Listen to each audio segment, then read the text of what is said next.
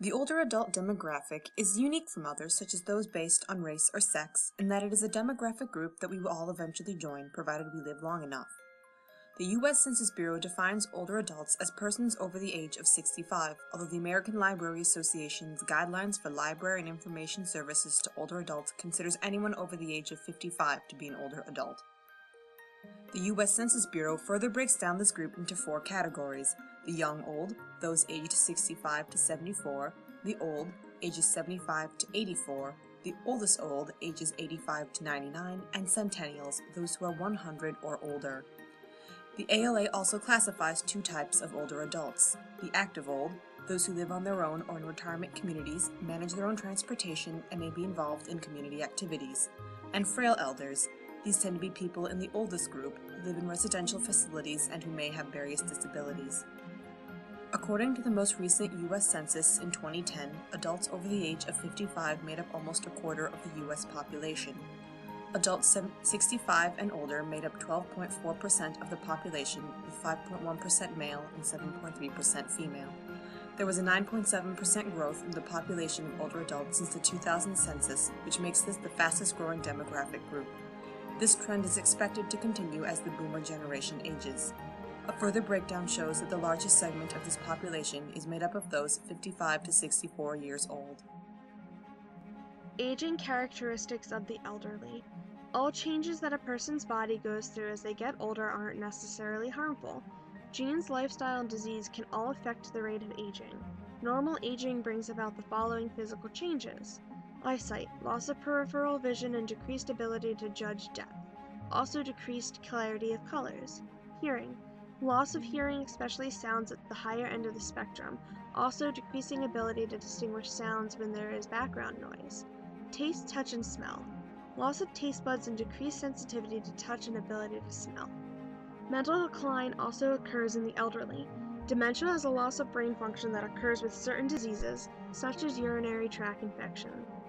Alzheimer's disease is a form of dementia that gradually gets worse over time. It affects memory, thinking, and behavior. Sundowning is another form of dementia. People with dementia who sundown experience periods of increased confusion and agitation as the sun goes down, and sometimes through the night. Physical decline can gradually limit the ability to participate in social activities, such as sports, cultural outings, parties, and even dining out. This can cause the elderly to create bad habits that limit their independence, such as not leaving their home. Outlook. As one ages, social and emotional changes occur, and inevitably loss enters our lives. Grief and sadness may occur because of physical and social losses, such as losing a spouse or a friend. Just as the physical losses of life later can be compensated for, so can the social and emotional losses be overcome. So, how can libraries benefit older adults? The library is a place to be. It offers classes, workshops, lectures, and book groups. Having a regular activity to attend can help keep older adults social and out of the house. It is also a free source of books, magazines, and DVDs for entertainment, as well as free internet access for those who don't have it at home. Only 35% of adults over 65 regularly use the internet, compared to the 90% of adults between the ages of 18 and 29 that do. Many libraries offer computer classes and lectures for those who want to increase their proficiency in computer operation, internet surfing, and software such as Microsoft Word and Excel. Library staff are available to provide in-person assistance for patrons who may need one-on-one help or simple demonstrations. Libraries are also a great resource for financial and health information. Library programs and lectures can cover a variety of useful topics such as wellness tips for older adults and information about Social Security and taxes. The library collection itself contains a number of informative books, materials, and internet resources, along with library staff to help patrons find the information they need. It is important to remember that as librarians, we cannot provide medical and legal advice. What we can do is point patrons in the right direction of medical and legal resources and refer them to professionals in the field. Of course, none of these benefits are exclusive to older adults. Patrons of any age group will find these benefits can also apply to them. How they can benefit the library. Knowledgeable volunteers. The elderly can serve as knowledgeable volunteers in the library setting based on prior life experiences. Many older volunteers possess profound knowledge and experience that can be utilized in the library setting. Many of the elderly also have prior knowledge of the library and how it works. Volunteering keeps the elderly intellectually and socially stimulated, and it provides them with new social networks and helps to balance the loss of independence. Money donations. Older adults that fall into the age group 65 and older are also the age group that has the most net worth.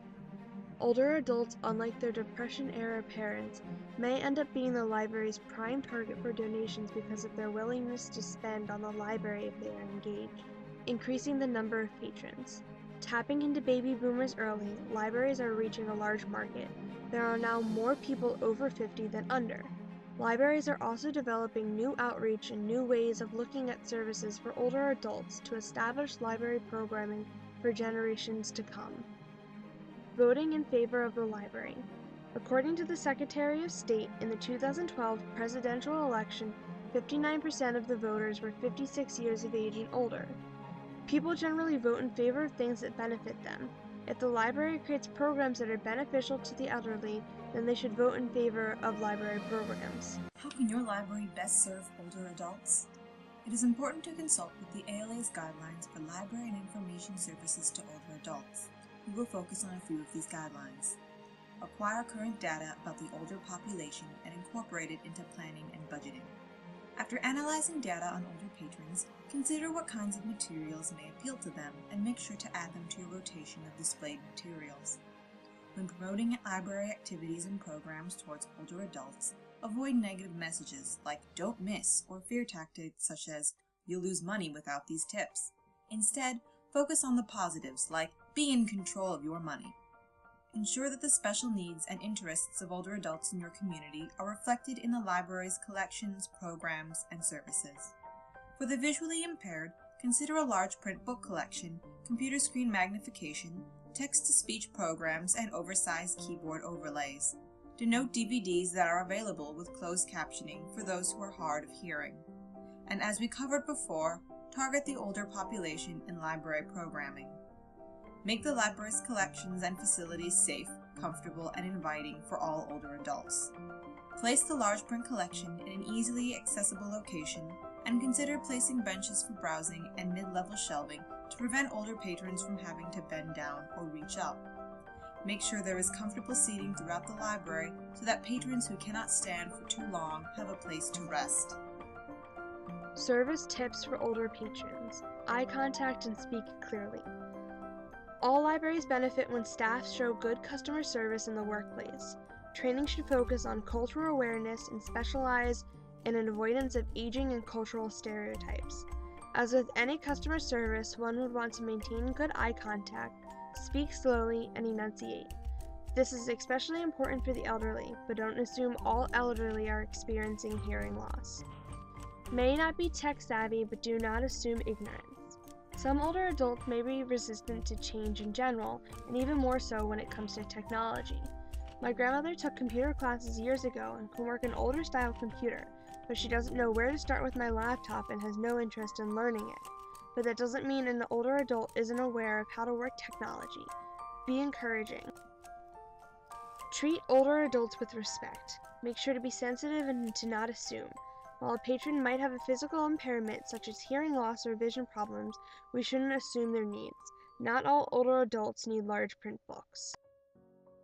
In summary, when targeting a demographic group, it is important to understand the trends and characteristics of that group.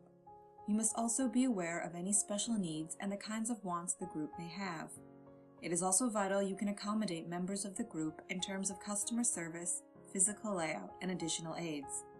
Fully understanding what you can do for older adults and what they can do for you can begin a mutually beneficial relationship between the library and older adults.